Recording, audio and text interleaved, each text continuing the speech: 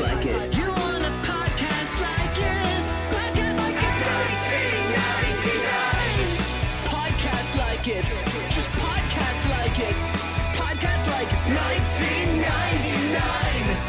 Podcast like it. You want a podcast like it's 1999. Hello and welcome to Podcast Like It's 1999, the podcast where we talk about the TV shows of 1999 from Flat Point High here in 2022. I'm one of your hosts, Kenny Neibart. And I'm Phyllis Gove. And with us today is Meredith Blake, entertainment writer, she told me like two things to say, and I said something that wasn't a staff writer, entertainment journalist from the LA Times, a real publication. Take that, IndieWire. Oh. Oh my! We love IndieWire. I don't know. We they don't know it yet, but we're feuding with them. Yeah. Oh, no. Not really, but sort of. Well, they don't know it. But we are. They don't know it, and they'll never know it. But I do think that. I'll let them know. Did you let them know? That'd No, be great. but You should I'm tweet going at them, to. Kenny. Yeah. Say we're coming for you. They treated our friend poorly. They did treat our friend very poorly. So Meredith, I reached out to you to come on this podcast. We're incredibly thankful that you found the time to do so. And this was the show that you were like, I would love to come on to talk about Strangers with Candy. Yes. So what's your history with Strangers with Candy? Were you one of the few that watched this in 1999? Was I one of the 11 people watching it? I mean, it is a brilliant show, a show that, if I'm being completely frank, I have never seen before. I've heard of it.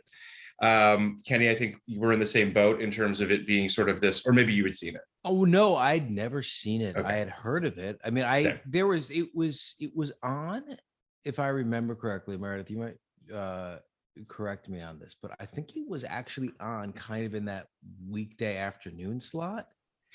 And the reruns maybe, or the no, original? it was all right. So it was heavily promoted on Comedy Central, and I was watching Comedy Central a decent amount there. I think maybe it was like I was watching, maybe The Daily Show or whatever it was. Mm-hmm. There was a lot of promotion for it, and it always really turned me off.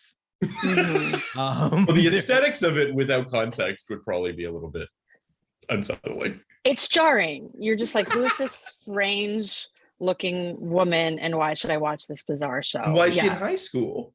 Yes, and why does her hair look like that?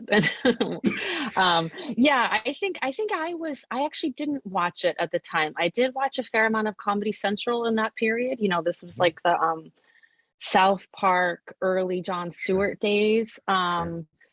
Comedy Central, I think, was having a moment. And I also remember a similar feeling of like, I don't know what that weird show is. I vaguely knew who she was because of her brother, David Sedaris, but I think I also kind of confused Amy Sedaris with Amy Poehler, who I knew from other things. So it was like funny Which is names, reasonable. ladies' I names. mean, they look a little similar. They do a little bit. And then I was always sort of aware of it, but this was also, the late 90s, a time when you could be aware of something and just never get around to watching it, and then it would just go away. Yeah. Or you'd have to wait for like a cable marathon or something.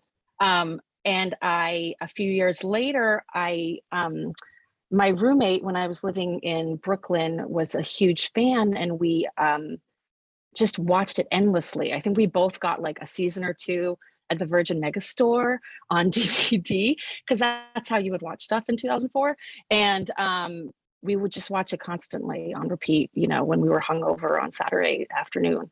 And that's really I feel where like there are people in Brooklyn right now dressing like Jerry Blake. Like that feels absolutely. to me like a thing that, like, her look is probably huge in Williamsburg. Yes. Yeah. Like the awkward high-waisted pants and kind of like normcore sweatshirts and turtlenecks and stuff. Yeah. Jerry is if a the style hair comes icon. back, if the hair comes back, then we'll know we're really in the Jerry Blankets house. And we're really in trouble. Yeah. Yeah. I think, I mean, there was something I found very off-putting about the show. In based on the ads back in 1999. And also it was, like so much of 1999, Entertainment Weekly was my guru and my Sherpa through my entertainment travels, and I don't think that they talked about this a lot. I don't think they got it. I don't think a lot of people got it. I don't think they got it. Yeah. And I mean, you know, there's a show that came out. It's not a very obscure show. I don't know why I'm presenting like this, but about 5 or 6 years later, the Sarah Silverman program came out on Comedy Central, which has the same kind of anything goes ethos and the same kind of let's pick a game early in the episode and elaborate upon it over and over again throughout the episode. And I loved that show. I watched every episode multiple times and couldn't get enough. And my sense is Strangers with Candy really would have succeeded about wildly about 5 or 6 years later when the culture was ready for it. And I think this was, you know, I'm not always a big fan of the term ahead of its time. I think that's you're very lucky if you were ahead of your time. You had no idea what was going to happen. But this was, you know, genuinely ahead of its time, and that this kind of gonzo do anything, you know, take a joke, run with it as far as it can go. Humor became really big in the 2000s. All the stuff I watched in the 2000s that I thought was brilliant feels like a offspring of this show. Yeah, you know, I it's interesting because, I mean, first and foremost, Meredith, I'm from Toronto originally, so I didn't have Comedy Central. So until obviously I moved down here, and so Comedy Central, there were things that would matriculate up to Canada, and I believe that this was one of those things. But I wanted to just talk for a second about Comedy Central, because I do think that it's sort of, you mentioned it earlier, that it was having a moment, it feels like. I mean, The Daily Show with Jon Stewart starts in 99 as well. This was year one of Jon Stewart. Right. So Daily Show hadn't really become what it became, obviously, until a couple years later, I would argue. I mean, it was not sort of from the moment Jon Stewart did it that it was, you know. Just real quick on The Daily Show. Yeah, please. I mean, not to, you know, not to I laud Craig Kilborn, but The Daily Show, even when it just kind of came up with Craig Kilborn, was a revelation. Okay. It wasn't what it became later with Jon Stewart, where it actually was kind of the paper of record for the country for about 15 years. But it really, the Craig Kilborn version was widely watched, and it was influential, and it was a very important show. And Jon Stewart taking it over was, people didn't know what to do with that. Right. You know, because his Jon Stewart show kind of failed. Remote Control was, you know, it's not a real show. And it did take a few years for people to realize, oh no, this guy's the smartest man in America, and we're blessed to have him run, you know, the show.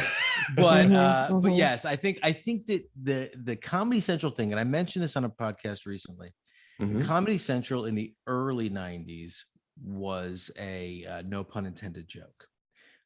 It's where bad comedians went to do their sets, and it was awkward and uncomfortable. And then around the mid 90s, it started to get some really kind of interesting content. I mean, Daily Show's definitely one of them. South Park's definitely one of them. And, you know, Strangers with Candy clearly is also one of these shows that didn't feel like, you know, Comedy Central for a while felt like it didn't even, you know what kind of comedy it wanted to be. And then it kind of figured out that it was going to be edgy alternative comedy. And that because it's, to your point, Kenny, it starts with, like, they had Mystery Science Theater 3000. They obviously had Kilborn on Daily Show. They had Dr. Katz, professional therapist, Bill Stein's Money. They had a lot of reruns, basically. They had Speaking of Canada, they had Kids in the Hall. They did have Kids in the Hall. They had, which is where I first started watching it, and they had Absolutely Fabulous, which I watched when I was like 13 and understood like 10% of the jokes. But, you know, I think it was sort of a little bit of a wasteland of like acquisitions and reruns from other countries. And then they sort of slowly started moving into the scripted stuff. And they had Politically Incorrect, which everyone sort of forgets about for a couple of years. And that was in the Daily Show time slot. So they'd started dabbling in comedy. And I would say they'd sort of maybe staked out a tentative brand as like irreverent, politically incorrect comedy at the time. But, you know, it was still very much like a marginal network where you could do what you wanted on a very small budget. And that's kind of what they did. It is interesting too. Kind of what they still are. Well, I mean, so Viacom buys them in 2003. And I feel like that's a sea change, which is interesting because I don't necessarily think of Viacom as a particularly edgy corporation by any means. And yet it does usher in what you're talking about, Kenny. It ushers in The Chappelle Show. It ushers in Reno 911, South Park. That's the stuff that really builds the brand of Comedy Central. Sarah Silverman program as well, obviously, and then Colbert Report being the spinoff and all that kind of stuff. It is fascinating that it's one of the myriad of networks, I would argue, that for reasons that are beyond me has been kind of left to twist in the wind over the last 5 to 10 years. MTV being the other one, where I'm just sort of like, why did you guys just kind of let these things just die? And it's bizarre. Now it's all sort of baked into Paramount Plus, whatever Paramount Plus is in terms of its branding. And, it's a fascinating thing. And it does feel like Strangers with Candy, which, is on, Paramount Plus if people want to watch it, was one of those things that just kind of got lost in this transition, in this kind of late 99, early 2000s, when the branding of Comedy Central wasn't really codified yet. And I feel like, to Kenny's point, had this been a thing that came up with the Reno 911s of the world, I think that it could have been a big hit. It's a shame that it wasn't. But I'll also say too that its cult classic bona fides that it has now. I tweeted yesterday about it, having never seen it, and a bunch of people were just like, "I'm just so excited for you to watch this now." And it does feel like a thing that's almost more special, if you will, perhaps, because of it. Do you? Yeah, please. Sorry, go ahead, Mary. No, I completely agree, and it is. And I'm just thinking, I'm getting a little ahead of myself here, but it's also this show that's sort of inspired by a thing that was like a cult thing that some people knew about.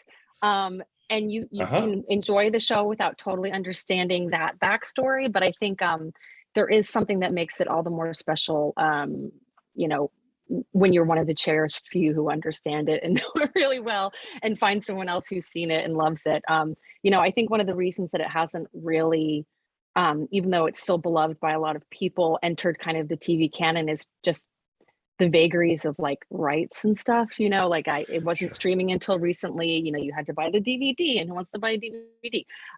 So I think that's kind of part of it. But I do think it is weirdly ahead of its time. I could see it sort of existing on, I was actually thinking about this before. I was like, where would this show possibly have existed? And I was like, maybe IFC in like 2015, alongside like Portlandia and all these other sort of aggressively weird, kind of satirical shows that are also not really a straight satire, if that's a thing. Because Strangers with Candy is ostensibly a spoof of after-school specials, but it isn't really that straightforward. It's much stranger and more twisted and surreal than that, and that's what makes it so great. It feels like that's how you sell it, right? It feels like that's how that's the pitch.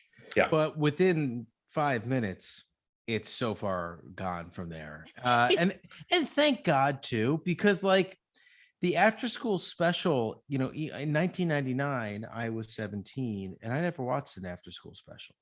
Yeah. It wasn't a thing when we were, when I was growing up. So that is a reference that the reference I get is the reference to the reference, if that makes sense. 100%. It's like a cultural shorthand, and we understand what it means without ever having watched it. I don't think I ever saw one. and usually derisively, right? So it's I already get that after school specials are lame. You don't have to have a show making fun of them for me to understand that this is a lame thing. But that's I said to Phil, there was a time, when I moved out here, where this is the kind of show I wanted to make. This show where you can just take a little nugget and let it grow, germinate, go wherever you wanted it to. And all the shows that I was really, really inspired by when I was younger, before I moved into teen drama, we're like, Wonder shows in and Harvey Birdman and these, Sarah Silverman and Community and these wacky shows that just broke the rules. And it's really, I do feel like this is one of the first things that moved from independent shorts, Chicago stage, that kind of stuff, to an actual very small TV network. And I feel like I missed it. I feel like I should have given it a shot when I was a younger man. I think it's interesting too, because like I was talking to a friend about that I was going to do this episode, and she was like, "It's a sketch show, right?" And I was like, "No, I don't think it is." But I think that I didn't know at the time, but as I was watching it, I understand why people made that association to some degree or another. Yeah. Like, I think it's clumped in with your Kids in the Halls and your Sarah Silverman shows and your what have yous, that had this kind of sketchy. Well, Sarah Silverman wasn't sketch either. It was right. It was this. Right. But I guess what I'm saying is the sort of like no holds barred, no rules. You can kind of do whatever you want to do. I understand the association that people make to sketch with that, because sketch also, obviously, there's really kind of no uniform thing. This has a plot. Sarah Silverman had a plot, like had a superstructure, if you will, in terms of like what it was. But it is interesting how, to your point, Kenny, the whole scared straightness thing of like an after school special only really works generationally, right? Like the reason this sells in a room to Comedy Central is because those executives are of an age that they're like, oh, I remember after school specials.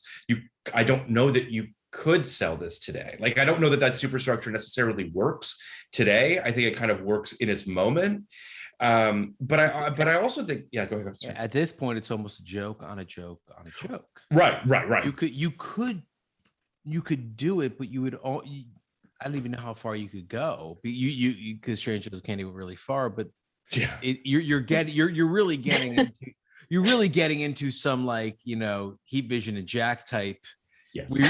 Nothing really counts anymore. Yes. There's no gravity in this world type situation. Yeah. I do want to give a very quick synopsis for the people that haven't watched Strangers with Candy. The series' main character, Geraldine Antonia, Jerry Blank, that is, played by Amy Sedaris, was a junkie whore runaway returning to high school as a freshman at age 46 at the fictional Flat Point High School, home of the Concrete Donkeys, in the town of Flat Point. Jerry ran away from home and became a boozer, a loser, and a user after dropping out of high school as a teenager, supporting her drug habits through prostitution, stripping, and larceny. She has been to prison several times, the last time she quote unquote stole the TV. Every episode features which is a tagline in the season 2 opening credits that will stay in your mind forever and ever. God, sorry, go ahead. So every episode features a warped theme or moral lesson, ends with the cast and other feature actors from the episode dancing. The last episode features Flat Point being turned into a strip mall because the show was canceled to make room for a TV show called Strip Mall. In 2007, Strangers with Candy was ranked number 30 on TV Guide's top cult TV shows ever. And in terms of, you sort of alluded to this earlier, Meredith, in terms of the flashpoint and the development of the show. But basically, the series was first envisioned by Amy Sedaris as a parody of after-school specials.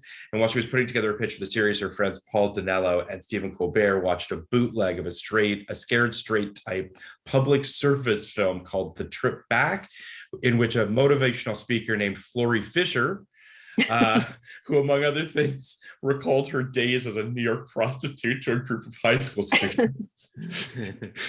Seeing that Fisher strongly resembled their friend Amy Sedaris, they showed her a copy of the tape, and suitably, she was impressed. She did an imitation of Fisher, and began developing the show basically from that. I love, there's these two quotes that I need to read. There was a GQ article where they did sort of a very mini oral history of the show.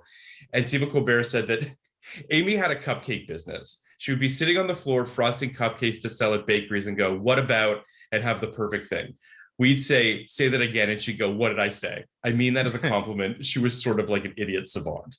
And then Sedaris said, They got the video at Kim's Video in the East Village. She looked like Mike Dukakis. He goes, I think you should do this woman. And she had the idea that she goes back to high school, and Steven had the idea that I would learn the wrong lesson. And I said, okay, she'll be a junkie whore this time. I told the hair and makeup people I want to look like a professional golfer. I told the wardrobe I want to look like I own a snake. And that's all I gave them. It's such a good note. It's a brilliant perfect. note. Yeah, She's amazing. Yeah. And There's it a lot of really that in does. I mean, it's so funny because, like, you know, Kenny and I have been in situations in rooms and what have you, where like the planets align, right? And like all the people are bringing a thing to the table, and you're all just like, this is, it is that synergistic, unbelievable, wonderful moment where it feels like it's lightning in a bottle. And you sense that with this. You sense that it's the right people seeing the right thing at the right time. And it's just it's so special. It's tremendous. You sense, and this is why I'm smirking. You sense it happened all the time. Well, that's it. Like, Sure. like easy, right? Yeah. Whereas like it's something Yeah. you're chasing for like days and days and days, you know, in a normal Yeah. room setting. But I don't know. I mean, these people are like beyond belief brilliant. But don't you also think over again? Don't you also think that because they notoriously had like no notes, because like Comedy Central at the time was just sort of like, yeah, go do whatever you want to do. Go do it. I'm sure that this cost like $5 to Yeah, make. they didn't have any execs, just the guy who press play on the VHS. I mean, kind of. I mean, they shot the show in an abandoned I'm high gonna school press play the somewhere. Like they just, it had no sort of like, there was nothing really containing the quote unquote madness. And I say that with nothing but obviously love. And I just do wonder, I mean, maybe in 2003, 2004, they would have been given their shot to do this as well. I mean, Sarah Silverman obviously was, and other people were given that chance. But I think the lack of notes, you really feel, right? Like you, as you're watching this, you're just like, I kind of can't believe this got made. Mm-hmm. Yeah, I mean, there's way. a lot. Yeah, there's a lot of it that I think some of the off-color humor might not fly today. I'm sure that it wouldn't. There's a lot of jokes that just wouldn't pass in 2022 for better or for worse. But you can sense that they were just kind of left alone to their own devices, and sometimes that leads to brilliant weirdness, as it did in this case. You know, this, I think the third episode is a spoof of. Well, it's not even a spoof. Jerry gets cast as Mama in Raisin in the Sun.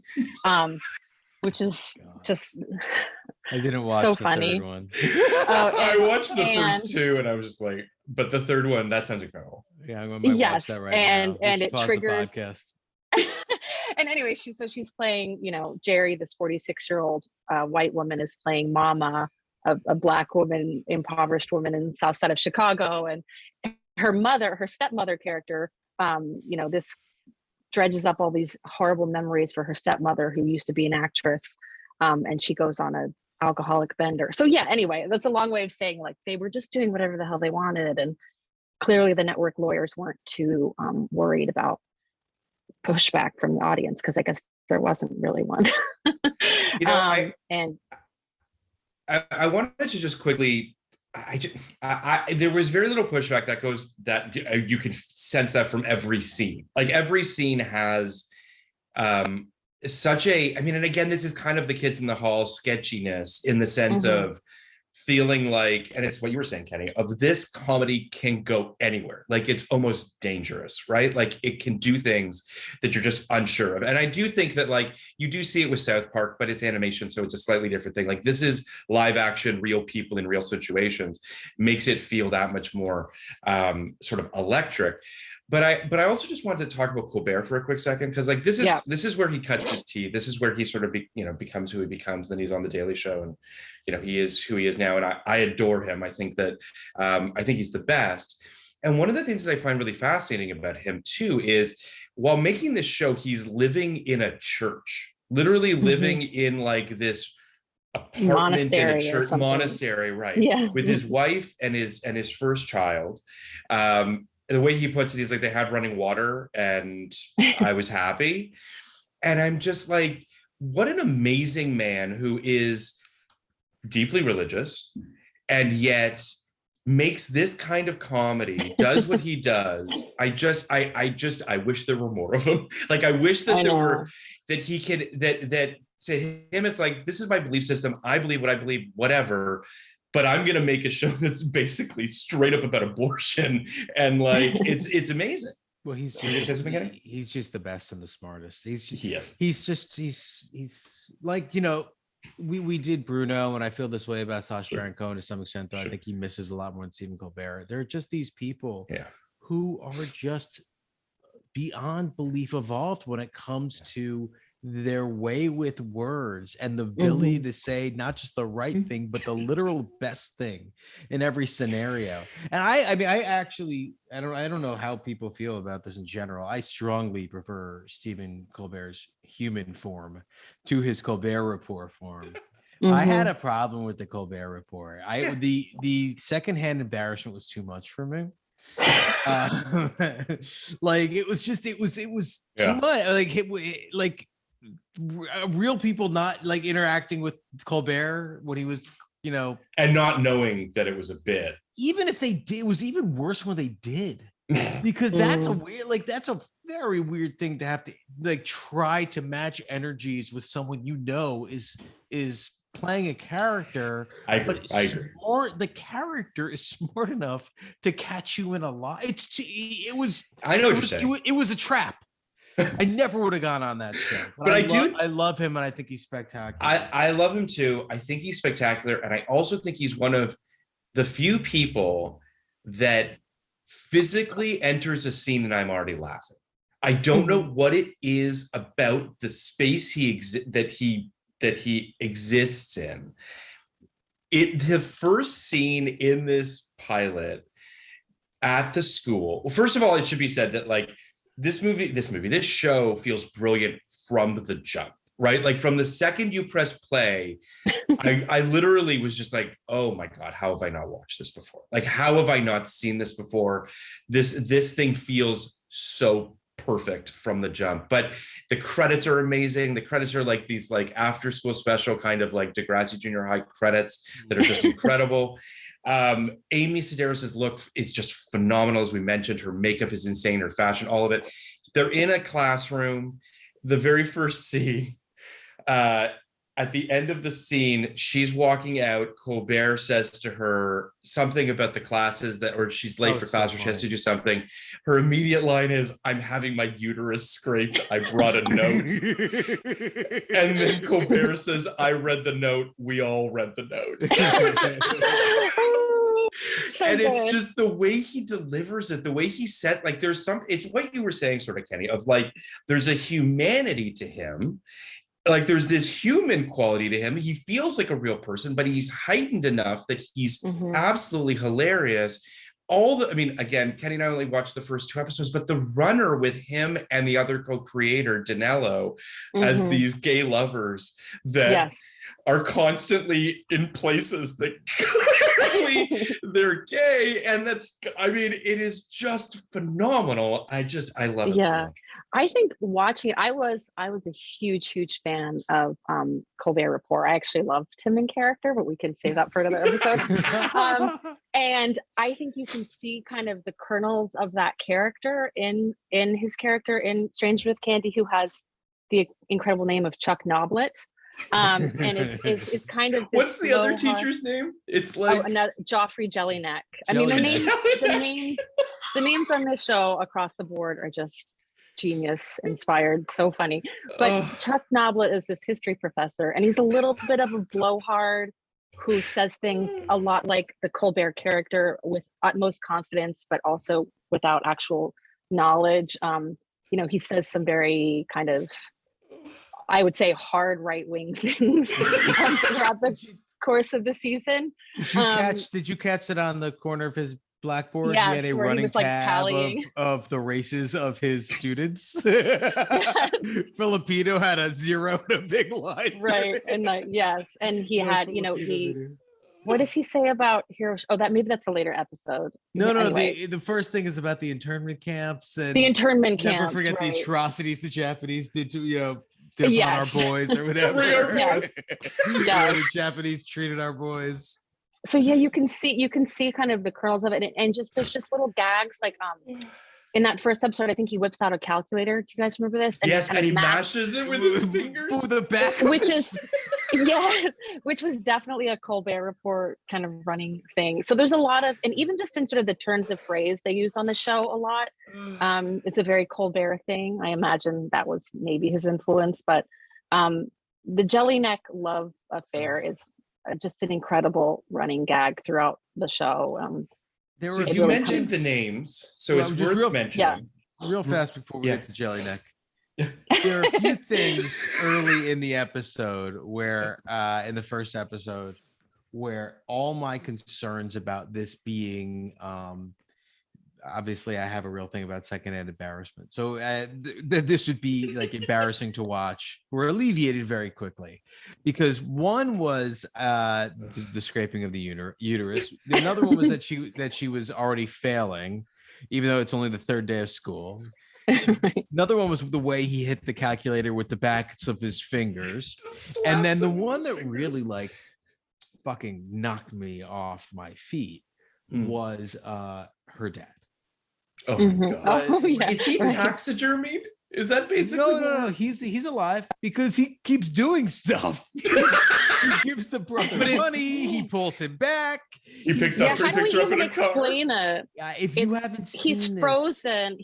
And I actually Googled the actor. I guess he was like an old vaudeville actor, and Eddie Cantor was his father-in-law. Sorry, I went down a wiki hole about. So he every time we see him, he is frozen with like his mouth open in some kind of like motion. He does look taxidermied. He does, right? Yes, he looks, and he's so incredibly still. And presumably he interacts with other people, but we never see it. You know, those scenes where he'll supposedly be on the phone with someone, but you only see the person he's talking to and not him. So it's just this running gag that's never explained, that he's suspended animation or something. That for whatever reason, that because they wait a minute to reveal it. He comes in and starts talking to her dad, and they wait a minute to reveal it. And I was very nervous. I'm like, there's nothing new here. I've seen all the bad dads and all the bad spoofs. Like this is going to be something I've seen before and something I found awkward. And it was something just so simple and beautiful about the dad, the 4,000-year-old dad. Because I should note he's 4,000 years old. He's 4,000 years old. Yeah. He's quite old. So old. Who doesn't like 80 move. I don't even understand it. I mean, I think I do, like on a cellular level. But that was what I'm like, all right, so this show is for me. I got it. Like, the reason I thought he was taxidermied, for what it's worth, is because the reveal of him, he's surrounded by taxidermied animals. So I was like, oh, he must have been taxidermied himself. Now, what I love is that they killed off Guy, that's the character's name, in the second season because the creators ran out of ideas for him. And they literally said, they described Guy as going from the easiest character to write to the hardest character to write. And I can see that, right? Like, at first, I'm just, I'm assuming, Kenny, in a comedy room, you're just like, well, this is a great bit, right? Like, we can do this forever. And then at a certain point, you just have to be like, what are we going to do with this? This is the kind of thing that dies the moment you say it in 99.99% of comedy rooms. Like, this is the kind of thing where like someone would like, I don't know, this might be a crazy idea. He never moves. Right. How would you even pitch it? Yeah. People would be like, I mean, what? No, just bear with me. He's a crazy look on his face, but he never when the camera's on him, he looks like he just saw Great Caesar's Ghost. And that's it. But what's great is that his movements are incredibly fast. Yeah. So like the money like whips up real quick. Well, or like when he picks her up at the motel, he pulls up real quick. It's such a testament. It's fucking brilliant. When we were talking earlier about how it seems like they have that mind meld thing going all the time. Yeah. Well, you only have that mind meld thing when you're willing to go there with your co-creators, and someone had to say that ridiculous idea, and someone had to take it seriously and build on it, and then someone else had to take it seriously and build. And they had that moment where like, are we really doing this? Which is the best moment in TV. when you get people to agree on something that's new, it's like the best moment, because I don't know, it's like Thelma and Louise, you're gonna go into this, drive into this breach together. It's really something special. Yeah. I love that, also that GQ article, which people should check out. Absolutely. There's a quote in there where Amy says they were like, Paul and Stephen were like the wood choppers, and she's the one who like decorates the tree. Like, she's kind of chaotic and like is great at the sort of flourishes, and they sort of get the structure of it somehow. I just love that analogy, metaphor, whatever it is. I think it's so I think it's so revelatory, and I love sort of the way that different comedic sensibilities mash together. Is so interesting to me, because Amy, I don't know if you guys have seen her other stuff, like At Home, which is the show she had a couple years ago, which was really funny, and it has the same kind of like homespun weirdness as this show, like that kind of, you know, surreal yet also strangely kind of wholesome, like sensibility as this, but then it doesn't have kind of, I don't know, it doesn't quite as go to so many weird places, but yet is also deeply strange. And you can see kind of how this and Colbert mashed together gets you Strangers with Candy. It's really absolutely. It's you know, it's also one of those things where when you actually like lay out what's happening in the episodes, like in this episode, she makes these drugs called Glint. What is it? Glint. The Glint, sure. Glint. She makes Glint and she gives it to Poppy, her nemesis, but also the person she really wants to be friends with. Well, that's classic. Slash also maybe have sex. Also slash 100%. That's the other thing too. Like, Jerry's so horny all the time. It feels all the time. Like she's she's trying to have sex with high schoolers. Well, she was a crack whore. I mean, you know. She is. They can't teach an old dog new tricks.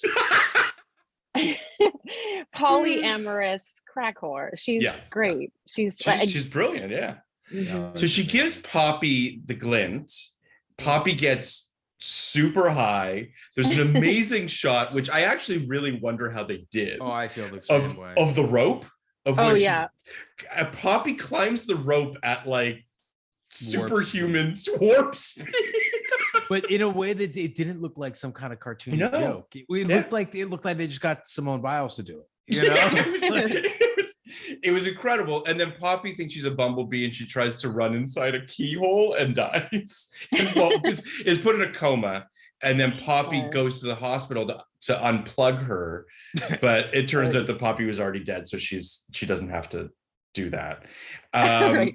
And then she has a party / wake for Poppy. Yeah. And then people get high at the party and they accidentally kill her pet turtle, Shelly. That was so fucking funny. We should say like Jerry's motive. Yeah, Jerry's like her motivation is popularity. Like she just is dying to be popular now that she's 46 and she's back in high school, and that's kind of her one driving force that drives everything she does. I'm not 46, but I'm not far off.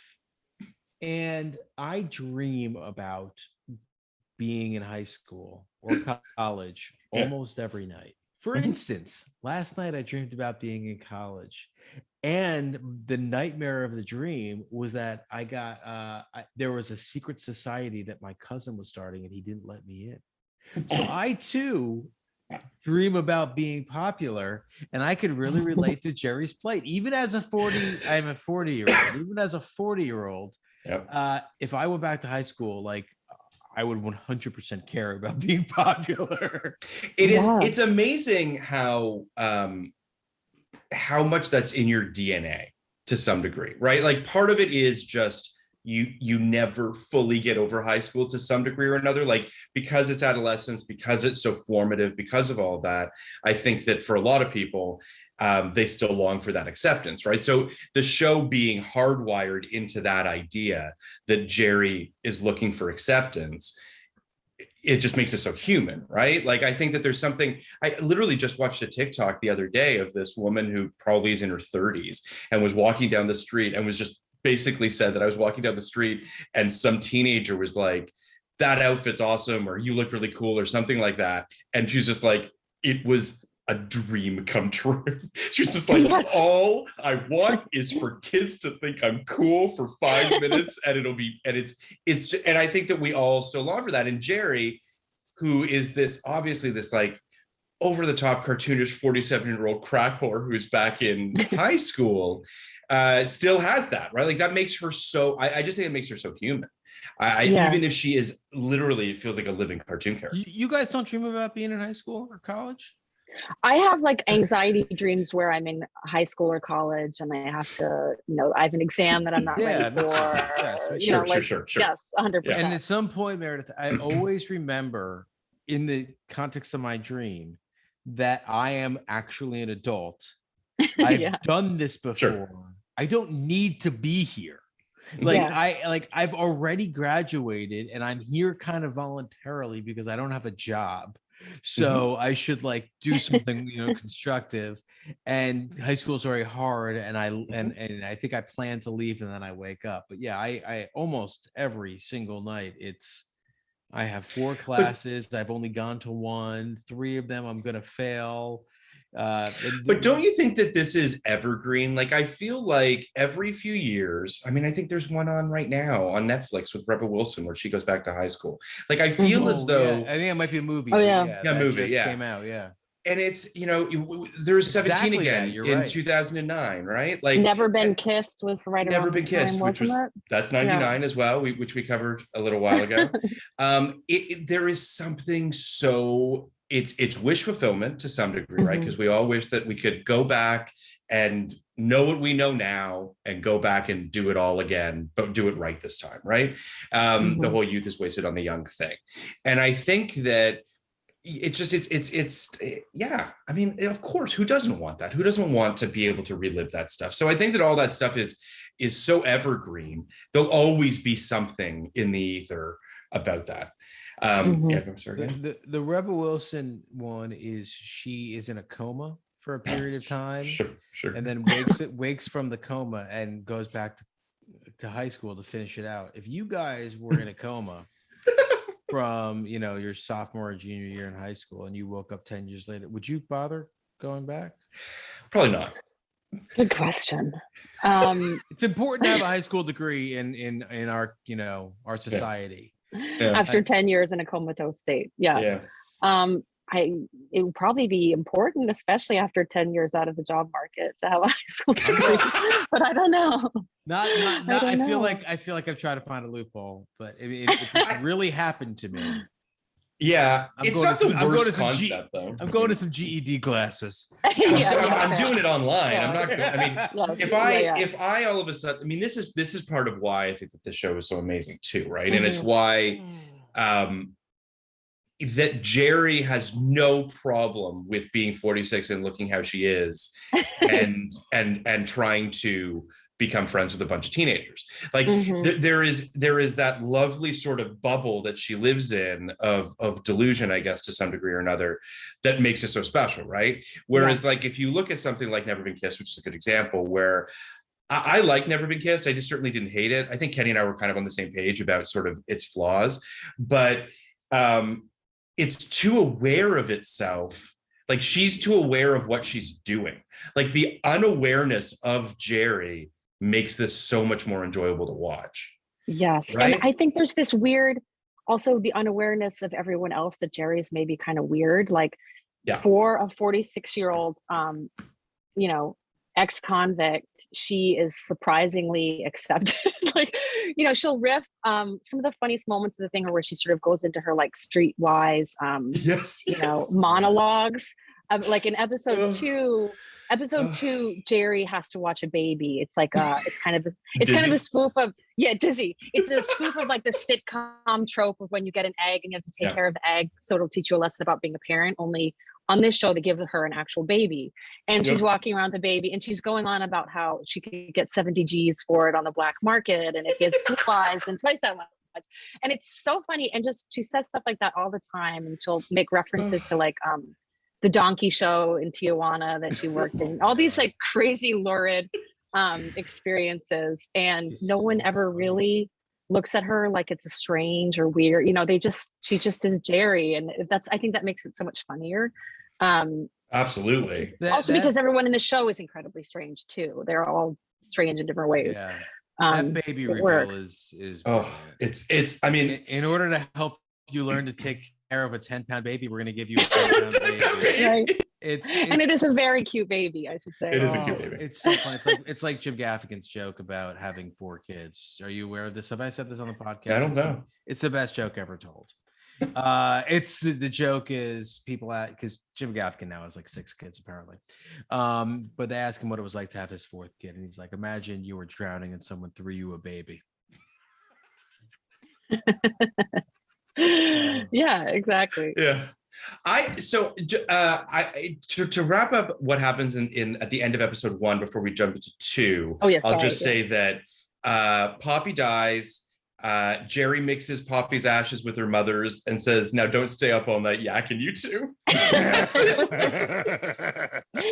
I think that's a moment that really captures something about the character and Amy Sedaris' performance, because it's very cute. It's a kind of sweet and adorable. At the same time, it's super dark and sordid. You know, she's mixing ashes of her mother and her pet turtle after her friend died of an overdose from homemade drugs. You know, it's like it's the specificity of the character, and the combination of traits just really works because of her performance and the kind of underlying, like, barely perceptible at times sweetness that Jerry has. You know what's funny, and why I think this may not have worked on Comedy Central in 1999. And this is probably a me problem, but I was a pretty typical young white boy living in the suburbs. Jerry looked really old to me when I was young. And now she looks like people I know. Yeah. So it is a little different because back then, I mean, it felt like this was completely unrelatable, and now it feels like it's a little too relatable.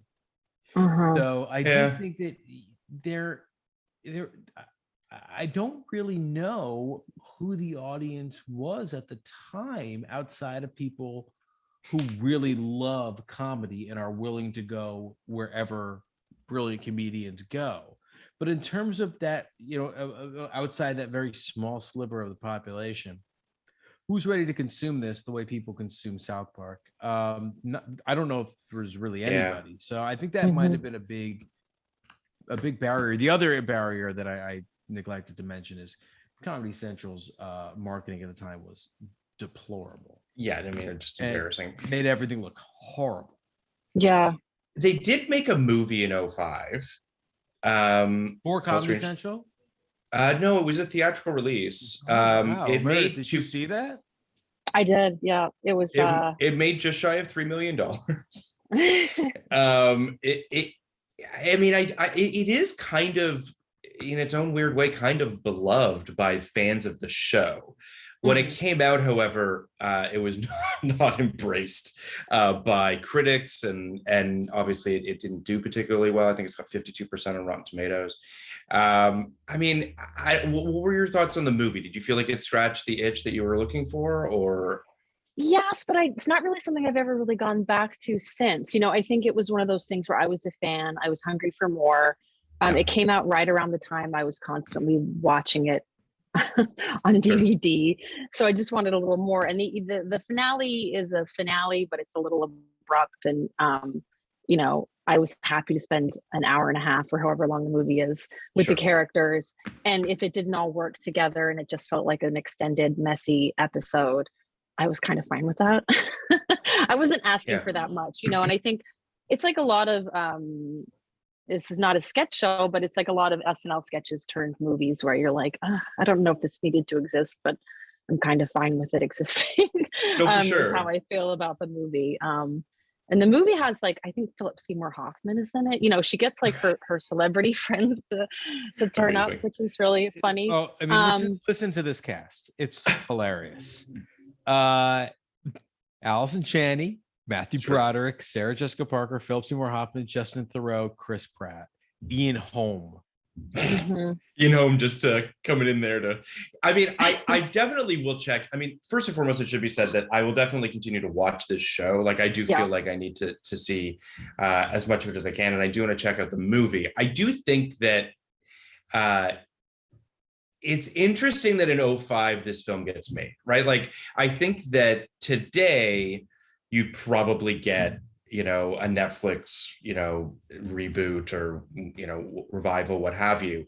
I do think that it's interesting that it comes out in 2005. It's produced by Colbert and David Letterman. And, you know, I just think it's interesting. It feels like there was obviously a love for the show. I mean, we have had, you know, we've had like the Firefly movie and like these movies that come out based, you know, even the Veronica Mars, which was basically Kickstartered. Like you do get these things, these like beloved TV shows that get a movie, but like the movie's never really what you want it to be. And you're just sort of like, you're trying to rekindle a thing that just, it's the same with these revivals, quite frankly, where you're just like, you're trying to kind of bring something back. And it's like, who was it? I think it was Emily Nussbaum said when I did a Sex and the City episode with her, and she said, it's like Pet Sematary, you know, it's like they come back different. Right. They never, it just doesn't feel the same. So I want to talk for a quick second about the opening of the second episode, which I absolutely adored, which was the urinal bathroom scene between Colbert and Danilo. They're both, so basically Colbert is peeing in a urinal and the other urinals aren't in working. a very dark bathroom. Is it like a park bathroom? I'm not sure. You're never really sure. I think it was because they both had kids playing. I think they. Oh, that's right. They maybe even said it was at the park, but yeah. So, and only one urinal is working. Danilo is right behind him, like giving him no personal space. Right. Colbert is peeing for a very long time. They're chatting about their wives both dying under mysterious circumstances. Let's just say she went quick. Let's just say she went quick, and then the other Danilo's like, she was murdered. I never have this kind of recall for stuff we're doing. I really think I like this show. It's good. And then there's the line he says, sometimes that can be worse than divorce or something like that.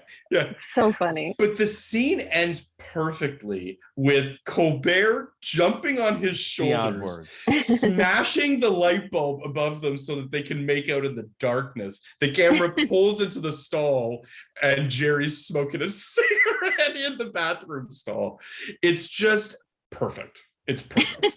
I love everything. And then she goes on her monologue. Yeah, she does that. I'm a 46-year-old. It's just the clumsiness, the perfectness of Colbert jumping on his shoulders to smash the light bulb with his jacket. Like, she could turn off the light. Like, I don't know why, but it's such, everything about the scene is absolutely. He didn't seem clumsy to me. He seemed agile when that was like Michael Jordan. Like, it was beautiful. It is a perfect scene. Everything about it is amazing. Colbert, they're both just it tees up the runner throughout this episode, and what I can only assume is the series of their love affair that continues throughout the show. But like the baby's found in a park at 3 a.m. and that's how they just happen to be there. To be there.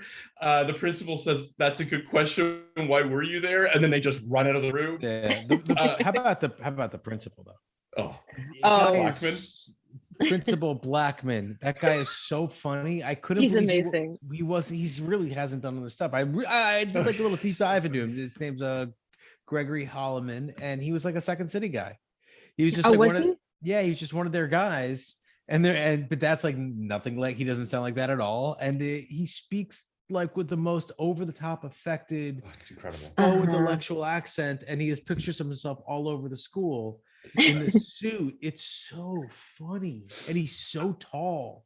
It should be said too. I wanted to mention this earlier when you were talking about the names, Meredith, but Jerry Blank came from the fact that they didn't have a last name for her, so they put Jerry and a blank space, and then they were just like, "Fuck it, I guess her name's Jerry Blank," which I think is amazing.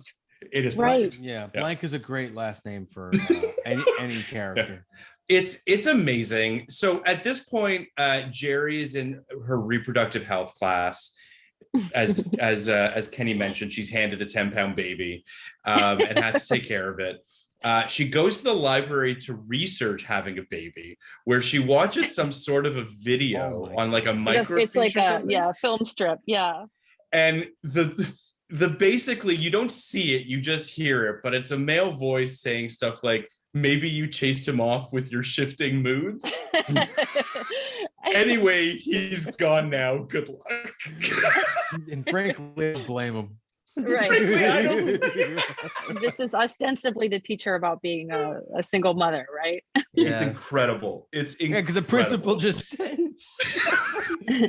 he says you could learn more about it at the library, and she's just like, it was so straight on. She goes, I will go there. Straight to camera. Yeah. It's incredible. Then Jerry, so basically Jerry's so bad with the kid, leaves the kid in the park, that they pair her up with another student so that hopefully, you know, the two of them can get through this assignment together. Tammy Littlenut, who becomes a Tammy Littlenut, who is who's a very earnest child who wants to do a good job at this assignment. Yeah. Which Jerry quickly becomes an abusive husband to. Very, very quickly. Yes. And screams at her in the cafeteria, throws milk at her, says, "Is that how they say hi in Whoreville?" And she kind of like, it's probably like a 3-minute scene where she sort of love bombs her, and then Tammy, you know, it's like very like a super accelerated abusive relationship where Tammy goes to get a carton of milk, takes too long, then Jerry starts, you know, freaking out and you know, builds her up, tears her down, builds her up, and then, you know, the gist is that she's an abusive husband to her co-parent. And then lures her to a motel where she tries to seduce her. Yeah, and she's crimped her hair, which is how you know she's ready. It's incredible. Yeah, and she's wearing like a kind of gold like tracksuit. Yeah. And she's got the Vice channel on, which is such a funny reference. Where she says something like, you can't see everything, but you can still see a fair amount of pink, which I'm just like, this is crazy. It's incredible. That this got past the network censors. Yeah. Then she says, so Jerry's crimped hair is unbelievable. Then they get into a fight and Tammy says, "You're crazy." And Jerry says, "Pee on me." I forgot about that part. It's so, I love how deeply freaky Jerry is. Like, she is just an unrepentant like freak. It's amazing. It's incredible. She's one of, I mean, and I honestly think, Kenny, that she might be one of the greatest characters of television in 1999. Like, she definitely is. Like, she might be Mount Rushmore 99 characters. Like, it's we did a print with a I agree with gift. That. You're saying the right. 100%. So we did we did a print of 1999 film characters, like all what we think are some of the best, and we're doing a TV print where we've picked the characters, and I got to tell you, Kenny, I sort of feel like we have to put Jerry on there, right? I got to reach out to Brianna and see if we can get her on there, because right now it's obviously Tony Soprano, President Bartlett, Sarah Jessica Parker, Carrie Bradshaw, Felicity, SpongeBob SquarePants, and Kenny's nodding in approval. I think there's one more that I'm forgetting, if I'm not mistaken, or maybe not. I feel like we got to get Jerry on there. We didn't do Martin Starr from Freaks and Geeks. Oh, from Freaks and Geeks, we should have. I'm going to reach out to Brianna. Long story short, I just feel like Jerry now, to me, is such a fully realized, unbelievable character that I'm just like, I can't believe she wasn't in my life before. You know what I mean? I'm just so kind of taken with what she brings to this character, what Amy Sedaris is doing. I was thinking the other day as I was watching this about how much her cheeks must hurt from the way that she does this weird like overbite thing. Right. Yeah. She does this very aggressive overbite. And it's actually incredible, like, because Amy Sedaris, all of her, she does a lot of these very outlandish characters, and almost all of them are kind of grotesque in some way. But then you see her and she is like a very conventionally attractive person. And it's like sort of a shock to the system. There's an episode later on, actually the finale, and you see her sort of normal, Jerry, Winona Ryder comes to town and she's like the new cool girl at school, and she takes Jerry under her wing and she gets a makeover, and she comes out and you're like, oh my God, wait, that's what Amy Sedaris actually looks like. It's incredible. But she really seems to thrive on making herself like super gross looking. There's almost like she has like a there's like a John Waters sensibility to her. I don't know. There's a real, and I think maybe that's why, going back to the thing about Comedy Central, like it's definitely like too strange in some ways, even for Comedy Central at that time. Comedy Central at the time was irreverent, but it was like the Man Show. It was South Park. It was a little broy, right? Like it wasn't, and Strangers with Candy is definitely not broy, I would say.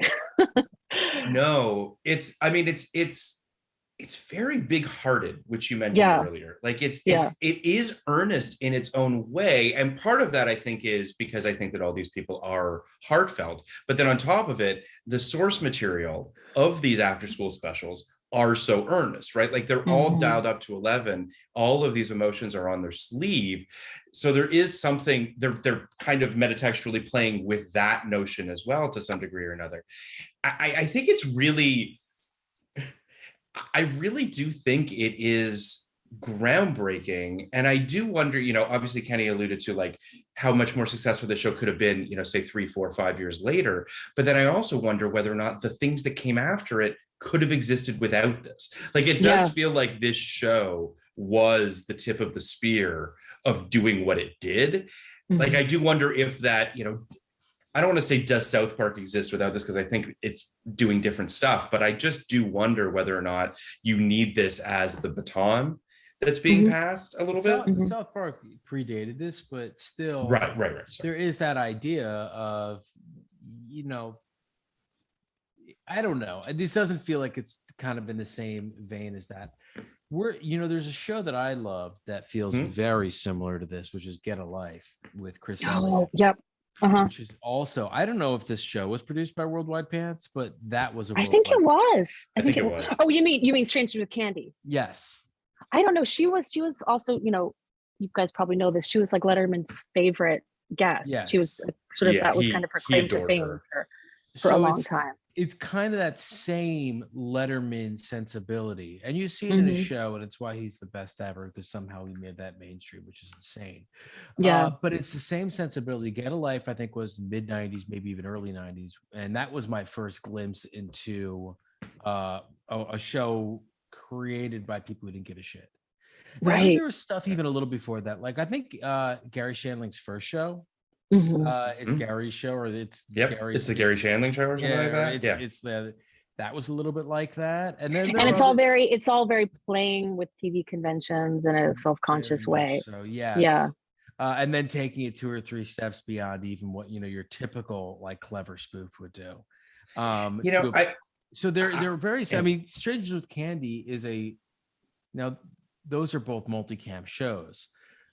Strangers with Candy feels like a more fully realized version of those shows. It doesn't have a laugh track, which I guess noticed. It would be weird with a laugh track, I guess. On a single cam it would be weird, but they did that sometimes. They did back then, and it's just and I think this in the moment it's kind of to its detriment, because the unreality of a multicam, I think, lends itself to playing with the form a little more, at least at the time, than the reality of a single cam. So it almost didn't feel like it was that crazy based on the ads, based on the marketing.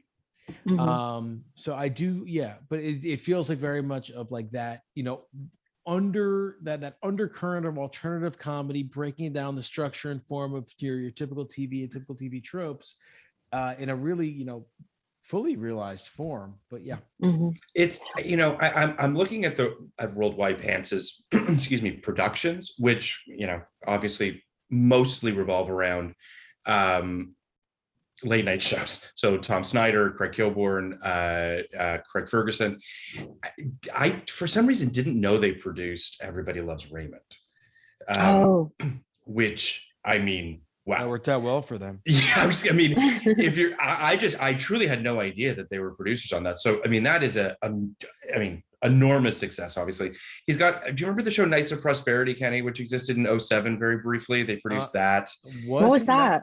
Was that the Let's Rob Mick Jagger show? Yes, it was. Yes, it was. Oh my God. Donald Logue, Sofia Vergara. Vergara. Yeah. Very weird show. Very strange show. So that existed for a heartbeat. Ed was the other kind of claim to fame. That ran for 4 seasons, and that was a show that I remember people really loved. And that was like very much, for whatever reason, like Letterman like fronted that in a way, you know, like I forgot who the actor was. He loved that actor. Oh God, why am I drawing a blank on his name? I think Tom Cavanaugh. Tom Cavanaugh. And that felt like Letterman was like, this is who I am. Like, this is, you know, me from Indiana, old David Letterman, 100%. All shots, right? And and he got the Foo Fighters to do the theme song because he's the biggest Foo Fighters fan. He loves the Foo Fighters, but it's just really, I agree with you, Kenny. That very much felt like the David Letterman show in a weird way. It's interesting. It's you know, hasn't produced much, but listen, if you produce Everybody Loves Raymond, you don't have to produce much. That'll keep the lights on. That'll keep the lights on and then some. But I do think that that Strangers with Candy, to your point, Kenny, does feel like Letterman's sensibility a little bit, his comedic sensibility of that sort of off kilter, strange, unsure of what's coming down the pike kind of thing. And the Amy Sedaris thing, I think, is really fascinating too, because I do think that, like, she is an icon unto herself, right? And yet, if you look at Amy Sedaris's credits per se, like, she doesn't have anything that like really enormously successful. Do you know what I'm saying? And I don't say that with any slight. You know, she has. I interviewed her a couple of years ago when she was doing At Home, and she has, I think. Personally, I don't ever want to be famous, but if I ever were, I would want like her exact level of fame, which is if you look at her IMDb, she's just constantly working. Yes. Constantly. But she's almost never kind of the central character. She's either a guest star, she's a voice character. You know, so she's probably financially comfortable and well beyond that. But you know, she doesn't ever have to be accosted in public by people except people who know who she is and appreciate her work. Her sensibility, you know, she's not just getting random strangers following her. You know, it seems to me like she's really figured out the exact perfect level of notoriety. And you know, when I talked to her, she was saying that she was sort of happy to have a show on True TV because nobody really watched it. Like, I think she's very content. And she was really open about it. She was like, I don't even know how you watch it. Like, I'm not really sure. And she was fine with that. You know, someone pay me to shout into the void, please. Yeah. The other thing Amy Sedaris did was she was the voice, I think was Princess Sparkles her name? Princess Carolyn on BoJack. BoJack, which is that plus Will Arnett, that's an interesting signaling of what this show is going to be. Sure. It was. You know, it was very much a cartoon version of playing with the tropes of. Is she a Rugrat? Am I making that up? Is she a Rugrat? Oh, she has done a lot of. I feel like she could be a Rugrat. She has done a lot of voice work. I think she did oh God, I had it pulled up before, but now I closed it. She did do some not Rugrats. I'm gonna remember it as soon as we log off. I'm pulling it up. She does do a lot of like voice stuff. Bubble Guppies, that's what it is. Bubble Guppies. I don't know what Bubble Guppies is. That's great show. A kid show. Yeah. It's a kid show, Kenny. Not as good as Octonauts, but it's perfectly fine. Not as good as she's Octonauts, done. I mean, it's insane how much television she's done. But you know, she pops up on Sex and the City for 4 episodes. Yeah. She was on Ed. There you go, for 2 episodes. She's on Kimmy Schmidt for a couple episodes. Yeah. She was on Wonder Chosen. She's I mean, it's really she's obviously just working, you know, and as she should. I think, you know, it is interesting to speak of the level of fame that you were talking about, Meredith. Like, when she shows up and stuff, I often go like, wow, they got Amy Sedaris. Like, it feels like a coup. Like it feels like a thing.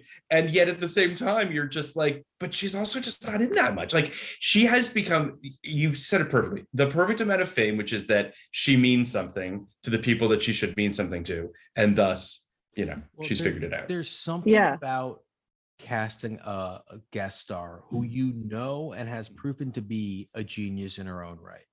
It's like whenever a show or a movie got Carrie Fisher, it's like, oh, Carrie Fisher read this and decided this was worthy of her time. It got knighted. Yeah, maybe we should pay attention.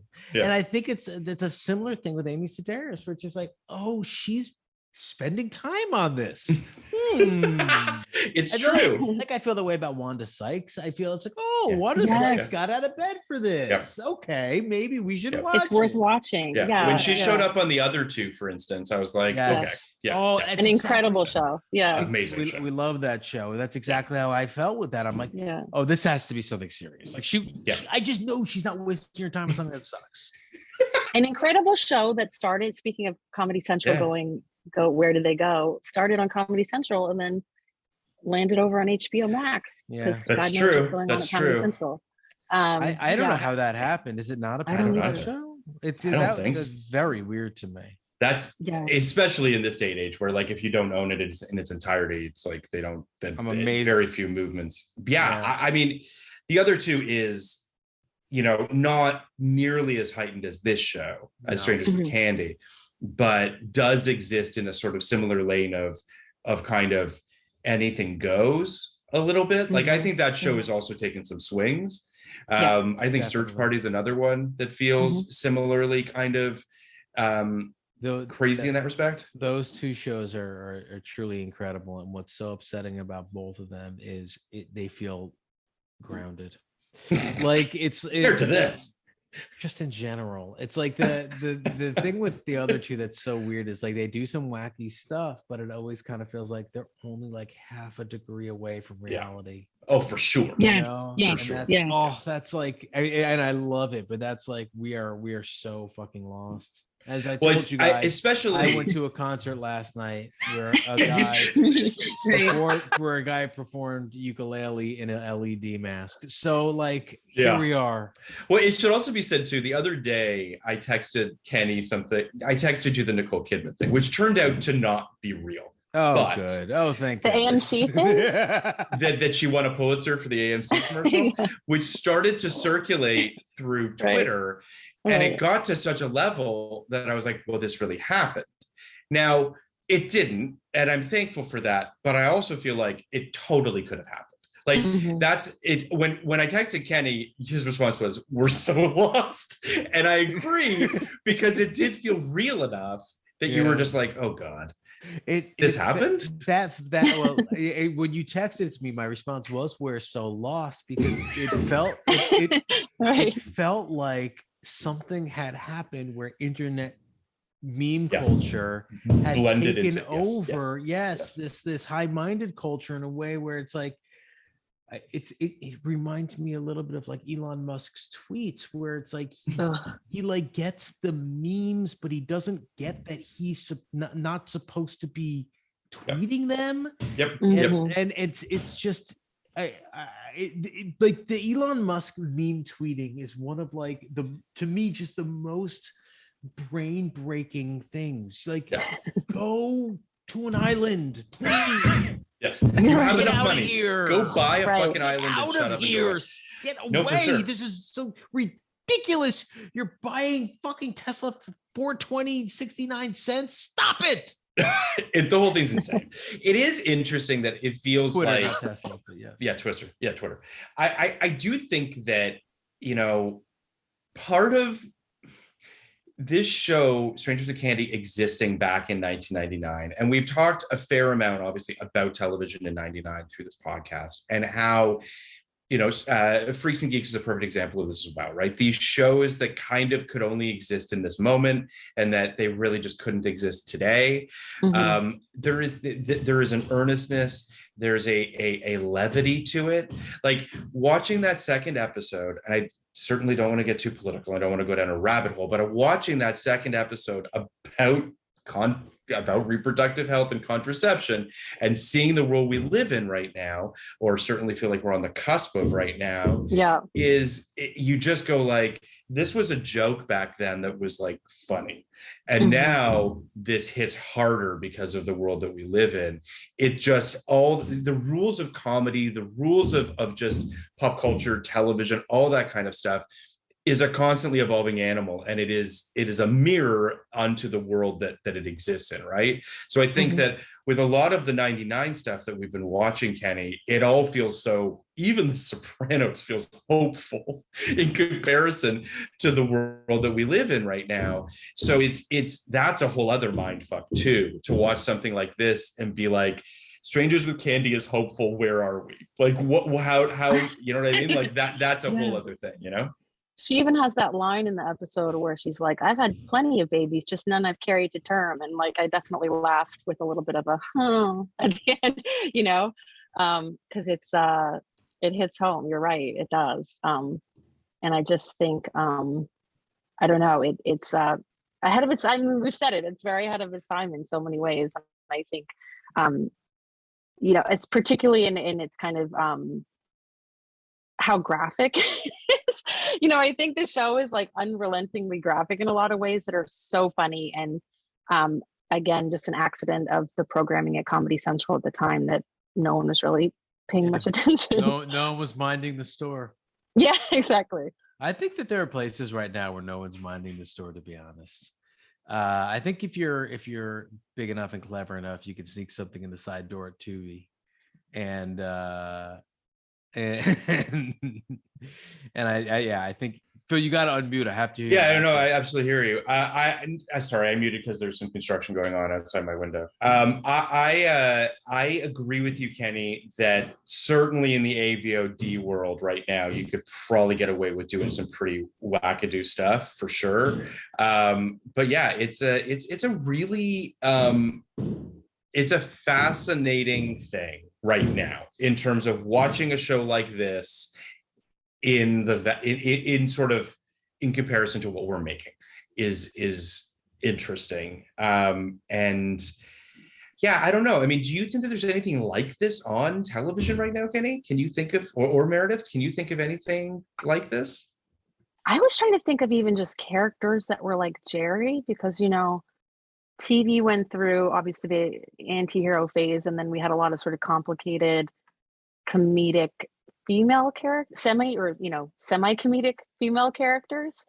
But I don't know that you have any female characters, you know, protagonists that are as strange as Jerry. I'm trying to think. I mean, I guess if you take a little bit of, what's her face, Amy Jellicoe from Enlightened, and you have to take a lot of different Amy characters. Jellicoe. Yeah, I know, not Jelly-Knack. Like maybe they're related though. I don't know. You have to go a long way to get to Jerry. Can you think of anyone who's sort of the criminal element, the like super horniness? I don't know. It's definitely not the same, but it's not the same. Right. It is the character I'm thinking of, who's not currently on TV, but she was very recently. It was Kimmy Schmidt. Mm-hmm. Sure. That same like comes from another planet type person. Yeah. Girls Five Eva has a bit of this vibe. A little. I mean, I think that there's. I think Tina Fey's. Yeah, her whole oeuvre feels like it has a little bit of that. As Tina Fey, was like throughout the run of 30 Rock, was able to kind of, with every episode, sneak a little more than before. She did kind of get here, but has always kind of done stuff for major studios. The other thing that I would say is within this realm, which isn't narrative, is I Think You Should Leave. Mm-hmm. What he does on that is just like it opens my head and just like pulls at my brain. Yes.